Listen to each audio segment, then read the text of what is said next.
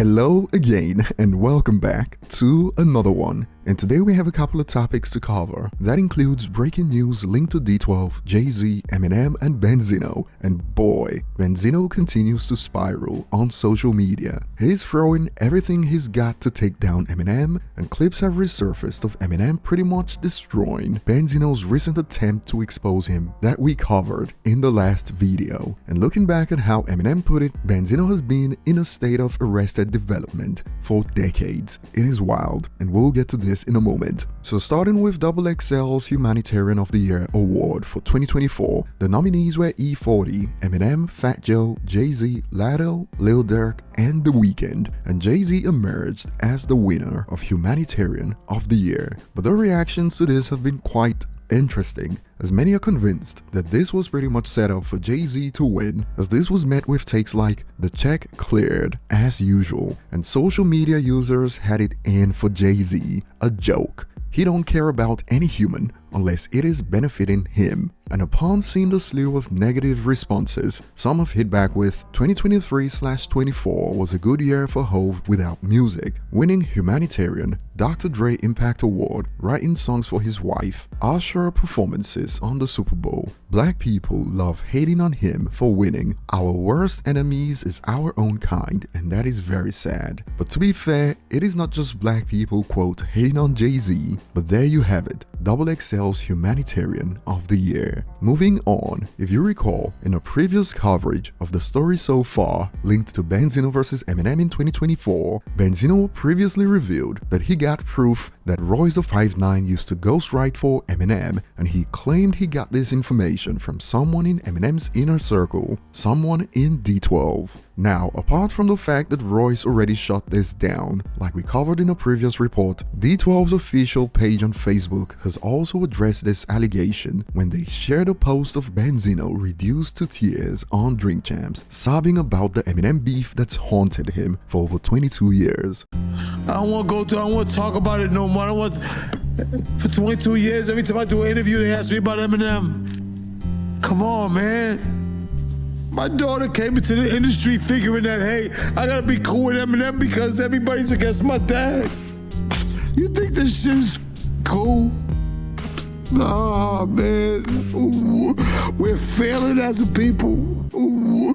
They asked, what are your thoughts on Benzinek's interview with Drink Champs? And when a user responded, he needs help. He tried to drag you, D12, into this mess saying one of you confirmed Royce was ghostwriting for M, which got this response. None of us talked to him, therefore we didn't confirm anything. And speaking on D12, the Devil's Night mixtape is now officially on streaming platforms, released under another D12 page on Spotify, and it is published by Runyon Avenue Publishing. And moving on, Benzino has been banking on his resurgence thanks to Doomsday Part 2, but he's been getting teased with takes like, do you charge extra if we want to see you cry on the podcast? And not gonna lie, Benzino gave Drink Champs a classic episode, because like Peter Rosenberg suggested, Benzino's tears could end up on an Eminem project for real. And for those who were teasing him with comments about how he's a crybaby pushing 60 years old, Benzino did some more damage control. I see a lot of people laughing at Benzino crying. I don't find that funny at all. I've seen killers get emotional and start breaking down in tears. Crying don't make you weak. Crying is a human emotion. Don't get it twisted. A dude will cry right before he push ya ish back 100%. And he shared this with the caption, love bro, and yeah, sounds about right. Benzino still doesn't get it. And this post stared responses that pointed out this fact. Man child, bye. We're not laughing because you always crying. We're laughing because you will go to any measure to play victim. You're always crying. That is not the problem, sir. You could find a compilation of Benzino crying on multiple occasions on channels like Real World Police on YouTube.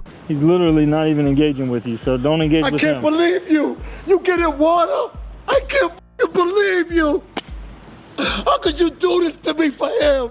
And now we have Benzino crying over Eminem to add to that compilation. This is what people find hilarious, and some have expanded. I personally ain't laughing at you crying. I viewed that as a breakthrough. But when you say you don't want to beef no more, and then you post more this is a day after the video is live, it just doesn't make sense. I don't know about you guys, but when a dude claims to be the toughest in the mean streets of Boston and they end up crying over a beef on camera, I find it extremely hilarious based on the context. It is indeed weak coming from the self-proclaimed hard man. Forget all that real man cry nonsense. It is not applicable to the self-proclaimed hard man on the mean streets of Boston, which takes us back to our previous coverage of this, of when Benzino thought he was exposing Paul Rosenberg for selling out Eminem over 2 decades ago, when he shared this recording of a phone call between them.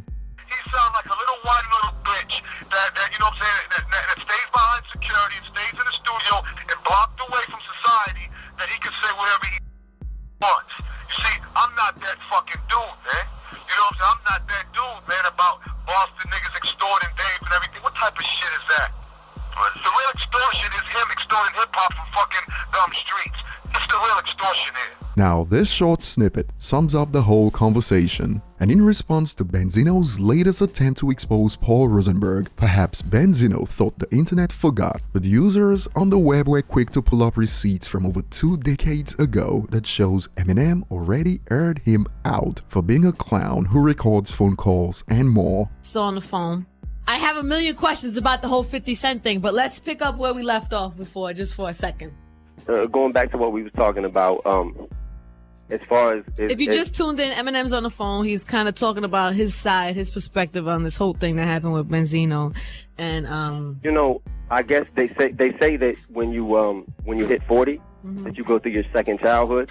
So I think that that's what this man is going through. It's his second childhood. But I haven't got there yet. Did you ever speak? Have you ever spoken to him? I've never even spoke to this man. You can't speak to him because he records conversations.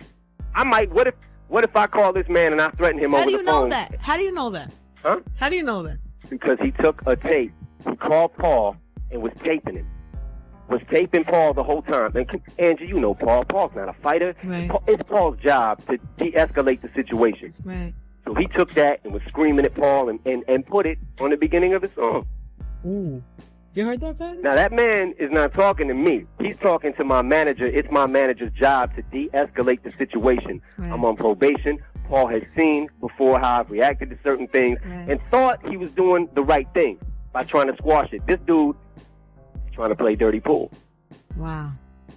But this dude is, I think it's a midlife crisis, Angie. He's going through a midlife crisis. He's done everything from Will Smith records, Rock the Party. If you saw our last video, Eminem pretty much said what we expanded on in that video. Paul Rosenberg doing what any good manager would do. And as you heard, Eminem's take on Benzino over 2 decades ago stays true to this day. It is like he's frozen in time, frozen in his second childhood since then. He still brags about being out there like rappers younger than Coil Ray while he's pushing 60. And he puts Royce and Eminem on blast for not being out and about like teenage rappers. You just sitting around and you like on your money and everything. If you don't get up and see what's hot and get up, I've still been in these streets.